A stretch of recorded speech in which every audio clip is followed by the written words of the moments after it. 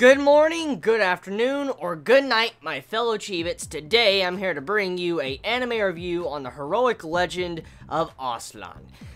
Oh, it's early. It's like 4:30 a.m. at the time of me making this video. Just got out of a shower, just woke up like 30 minutes ago. I'm kind of tired here, but anyways, a perfect episode, a perfect anime to start off a Sunday morning. I mean, this was a great way to start a Sunday morning, especially when it came to this episode, because I'm enjoying this series more than I thought I would, because the way the war aspect of this series is being handled, I'm liking the direction it is going, especially with how this episode is done.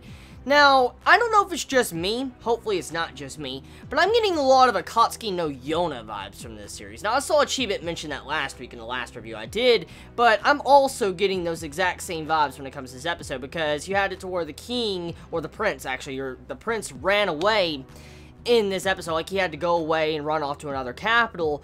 It reminds me of what happened to Yona. It reminds me a lot when it comes to that, so I'm just getting a lot of those type of vibes. So it's clearly when I'm getting these type of vibes from a series, I'm expecting it to probably be pretty damn good, because Yona is a damn good series, and to see how I'm getting those type of vibes from Arslan, I'm knowing that this is going to be a very good series if it continues to progress down this path.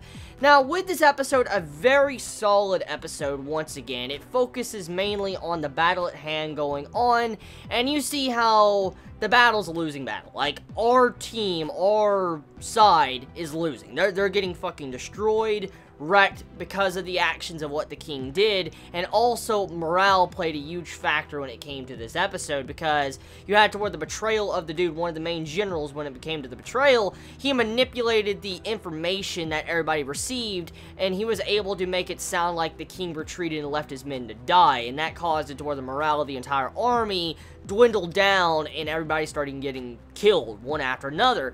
So yeah, that's also a good tactic when it comes to war and stuff, because I mean, the best way to win against, I guess, an enemy is to use mind games, psychological warfare, and that's clearly what was going on in this episode. Psychological warfare to crush your enemy's minds and morale to where they don't want to continue fighting, and then you could stomp them. Now, one thing I do like when it came to this episode was getting to see the enemy side's perspective on this war. Like, you had to where they said, like, if we didn't use the tactics like we did, like those dirty tactics with the fog and the ditch and stuff like that, we would have lost. Like, they would have crushed us, and we would have had no chance of winning. And I like that little piece of dialogue in this episode. It just goes to show you how mighty this army was if they were on equal footing. If they weren't on this unbalanced fighting when it comes to ditches or fire, you know, being betrayed, this war would have been ours. Like, our side would have won when it came to this episode, but it didn't, because in war, all is fair in love and war, so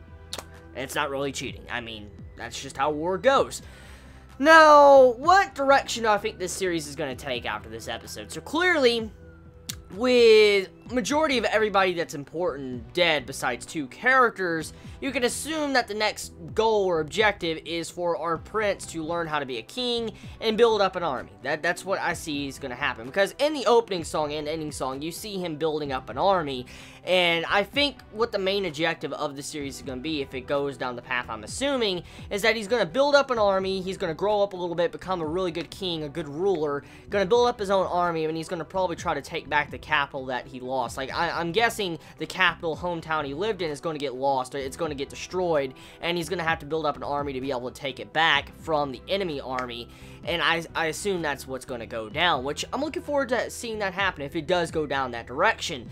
Now, is our prince a good ruler? Like, could he be a good ruler? So, from the characteristics of how our prince has been, he's very compassionate, and when you're a king, you need to be compassionate. You definitely need to have compassion, but you need to also be stern when it comes to certain elements when you're ruling.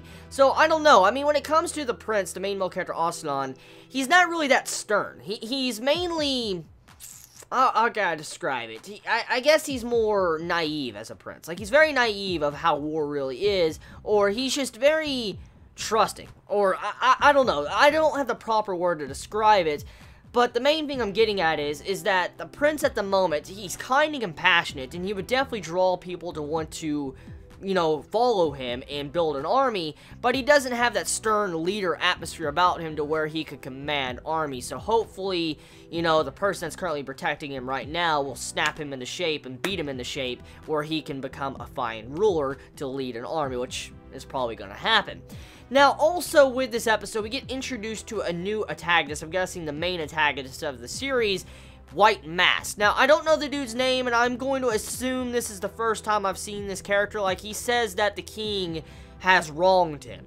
And I'm assuming whatever happened, something very deep shit, like some major deep shit happened in the past, and he's very pissed off.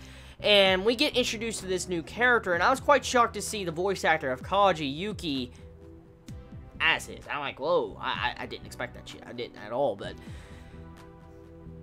anyways, the main thing is just seeing this antagonist. I wonder, is it just revenge? Does he just want revenge? Is that what his motive is? Or is there something else going on here? So yeah, a lot of questions I have with this episode. Animation on point, besides some certain CGI derps. I mean, CGI you can look over. I mean, it's nasty, I'll admit, but I mean, seriously, I watched Sidonia, so I shouldn't really complain about CGI, but it just depends on how it's used. So tell me your thoughts. You all have a wonderful day or not, wherever you live. Please be safe. Chibi out.